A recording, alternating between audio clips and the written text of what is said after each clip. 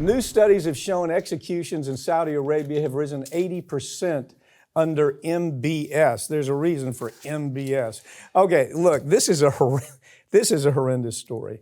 You have the Saudis right now under the leadership of this nutcase. I mean, the guy's a nutcase.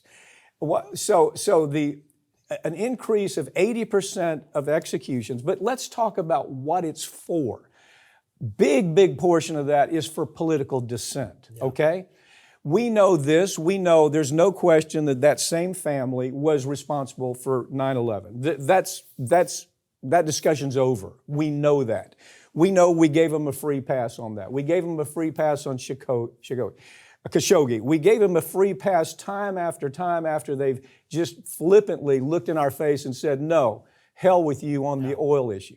At what point do we say, God, this ain't our friend here? Right. And I don't know that we hit that point unless we had maybe a Bernie Sanders type in office, but Biden talked a big game about it, said, I'm going to make them a pariah. I know. And instead he ends up over there begging them, please lower the oil costs. And they said, no, in fact, we're going to cut production and raise the oil prices.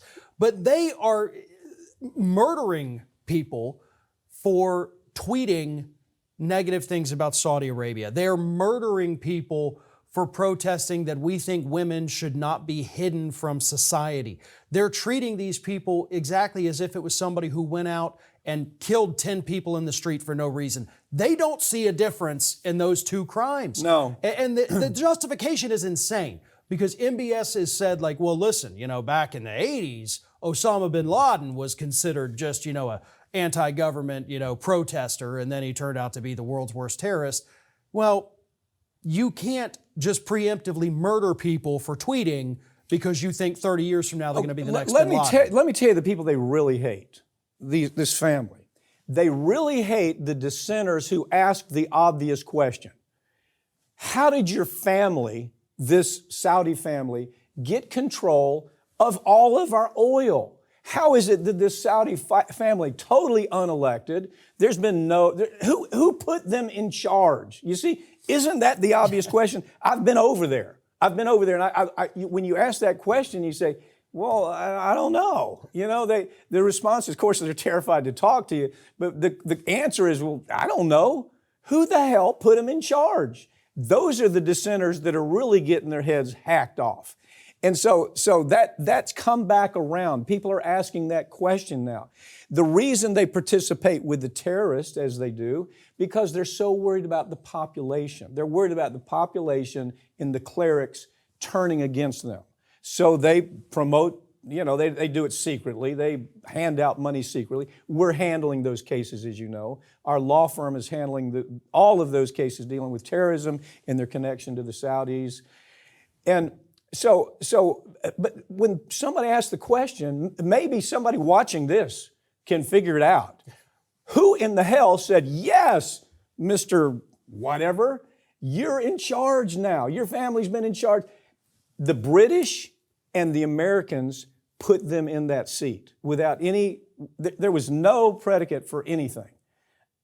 But since then, this is how they run things. And we're selling them the weapons that they're using. There are good, best buddies across the globe. And then we just look the other way when it's time for them to haul 100 people out there and chop their heads off in the public square. Something really bothered me about this story when you go back and looked at it, is Jack Dorsey knew that they were spying on the folks that were objecting. Yeah. They were dissenters. Jack Dorsey knew they were spying on them through Twitter when he was in charge. They had an informant working there. Yeah. I mean, it's disgusting, and people died because of that. Just total not caring about it. It would be one thing if he said, "Well, how could I have known?" He knew.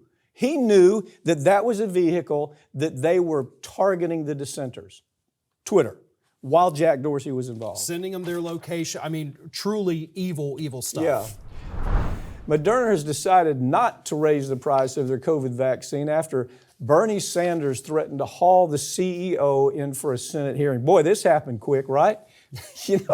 Okay, you got a company that developed a vaccine, actually taxpayers paid for billions of dollars. Taxpayers helped them develop it. Taxpayers gave them billions of dollars in the first phase where there was an emergency need for it. They made billions. And then after that, after they couldn't count on that money, vaccine cost $26. For the consumer, they tried to raise it to $130. What was it, 400%? Yeah, 400% increase. And so, of course, always has to be Bernie Sanders, comes out and he says, okay, listen, Moderna, and he points out everything you just said. We gave you the money. You're using also publicly available research. We threw all the resources at you to do this, and we're thankful for it, by the way. You did good. But now you're trying to screw us again. So how about you, Mr. CEO of Moderna? I want you to come into this Senate. Now I'm going to sit you down and you're going to tell your story. Mrs. Mrs. Moderna. Yeah. You come in and you tell your story to the entire country about why you're raising the prices 400%. And a couple days later they said, you know what? We're going to keep it $20. Yeah. Everybody just do what you're going to do. But that is the kind of pressure that you could see somebody like Pete Buttigieg putting on the airline industry or the train industry. Of course. But nothing. But Bernie Sanders is still the leader out there with taking on these corporations. It's called leadership. You're in an office where you can use that kind of leadership. And he beat them back like a wild dog, I'm telling you.